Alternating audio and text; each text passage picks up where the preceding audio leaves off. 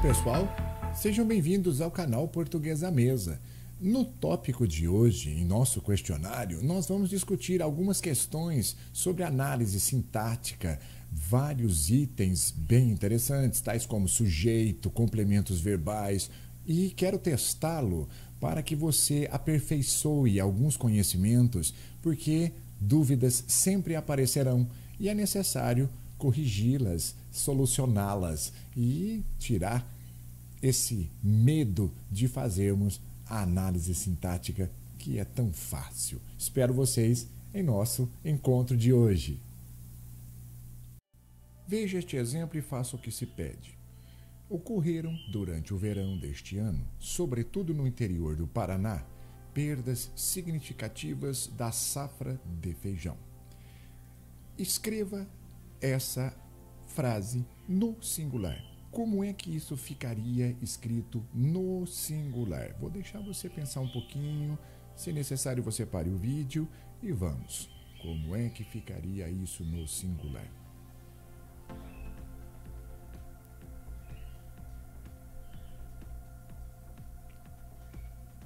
E a resposta seria: ocorreu durante o verão deste ano, sobretudo no interior do Paraná, perda significativa da safra de feijão.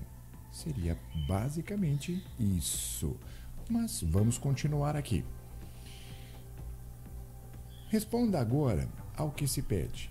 Vamos ler comigo. Ocorreu durante o verão deste ano, sobretudo no interior do Paraná, perda significativa da safra de feijão. Sabendo que a alteração na expressão perdas significativas da safra de feijão ocasionou uma mudança na forma verbal, ocorreram.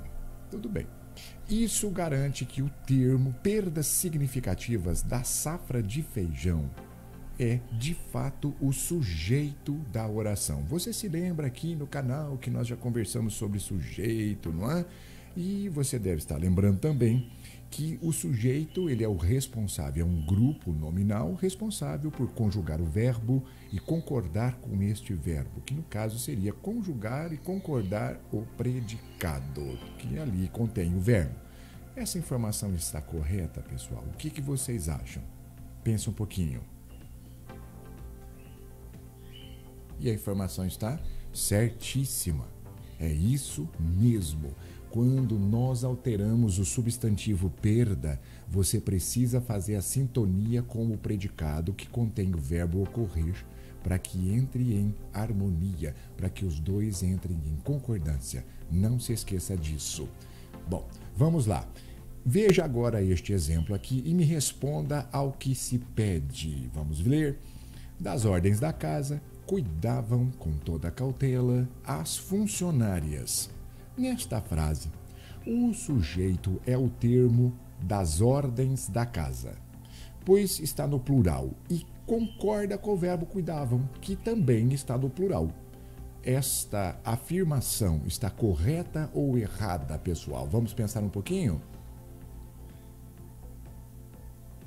E aí, você já sabe, está errado e muito.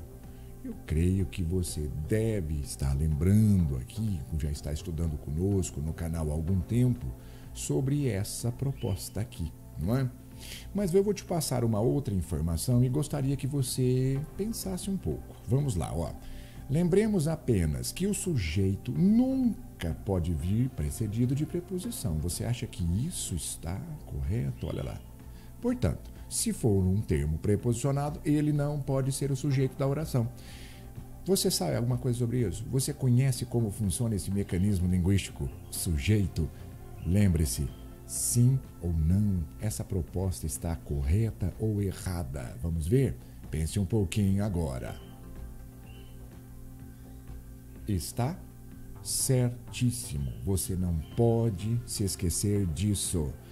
Sujeito nunca pode vir preposicionado. Os termos preposicionados podem estar conectados ao verbo, ao nome, mas o sujeito em si, o termo sujeito que conjuga e concorda com o verbo, ele não pode ser preposicionado de maneira alguma. Muito bem, vamos continuar aqui com as nossas explicações. Existe sujeito nessa oração? Você se lembra disso? Deve haver muita dúvida sobre o tópico da aula de hoje. A pergunta: existe sujeito nessa oração, pessoal? Sim ou não? Vamos ver o que você acha. E a resposta seria: não. Não mesmo. Não existe mesmo. Nesse exemplo, a oração só tem predicado e o verbo é impessoal. Você se lembra disso? Nós já comentamos também aqui no canal. Um verbo impessoal é aquele verbo, não é? Que não possui sujeito para conjugá-lo. O verbo haver é um caso. Quando ele é usado com o sentido de existir, perceba bem, sentido. Não é o mesmo mecanismo do verbo existir. Em outros vídeos nós vamos lembrar mais desses tópicos.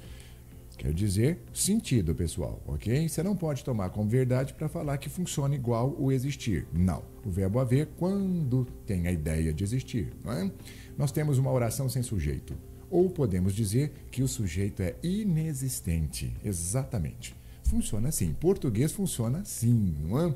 Agora vamos lá. Mais uma questão. Ao passarmos para o plural esta frase, teríamos: devem haver muitas dúvidas sobre o tópico da aula de hoje. Ok, sua vez. Certo ou errado? Vamos lá? Confira comigo. E a resposta é: errado e muito. Muito errado. O correto seria: deve haver muitas dúvidas sobre o tópico da aula de hoje. Note que quando o verbo é impessoal, ele sempre fica na terceira pessoa do singular. Não pluralize nunca, independentemente de estar próximo de outros termos no plural, o que é muito comum em orações com o verbo haver. Porque ali, muitas dúvidas não é o sujeito, muitas dúvidas é o complemento. É o complemento verbal. Não confunda, ok? Aprendeu? Ficou bem explicado? Leia o exemplo e responda ao que se pede. Ele bebeu daquela bebida amarga. O verbo beber é normalmente transitivo direto, já que pede complementos verbais sem preposição. São comuns frases como: ele bebeu vinho, ele queria beber água, ele não bebia refrigerantes. Portanto, a preposição que introduz o termo aquela bebida amarga não é uma exigência do verbo. Tanto é assim que a frase ele bebeu aquela bebida amarga é perfeitamente aceitável. Munidos dessa informação, gostaria de te propor o seguinte. Por esse motivo, dizemos que o termo daquela bebida amarga configura um erro no complemento. Não se pode usar preposições com verbos transitivos diretos. A pergunta que eu te faço, meu querido: isso está certo ou isso está errado? Vamos lá? Pense um pouco e vamos ver a resposta comigo aqui na sequência. Isso está erradíssimo. Muito errado. Por quê? Ele bebeu daquela bebida amarga.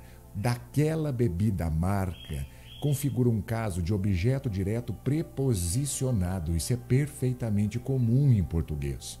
Teremos o objeto direto preposicionado sempre que houver um termo, mas preste bastante atenção, associado a um verbo transitivo direto. O verbo precisa ser transitivo direto e exercendo a função de paciente afetado pela ação verbal, antecedido por uma preposição que não é exigência do verbo. Por exemplo, ele bebeu daquela bebida, ele pegou daquele garfo. Não é necessário colocarmos a preposição, mas nós podemos colocar. É isso. Agora, não se confunda. O verbo transitivo direto, ele não exige preposição para seu complemento. É diferente do outro, que é o transitivo indireto, que a preposição é obrigatória. Aqui não é isso. Aprendeu? Ficou claro para você? Muito bem.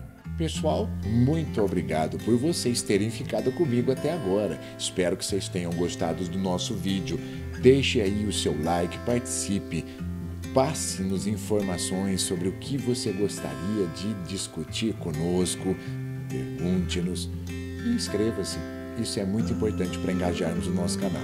Um grande abraço e nós nos veremos em nosso próximo vídeo. Até logo, até mais.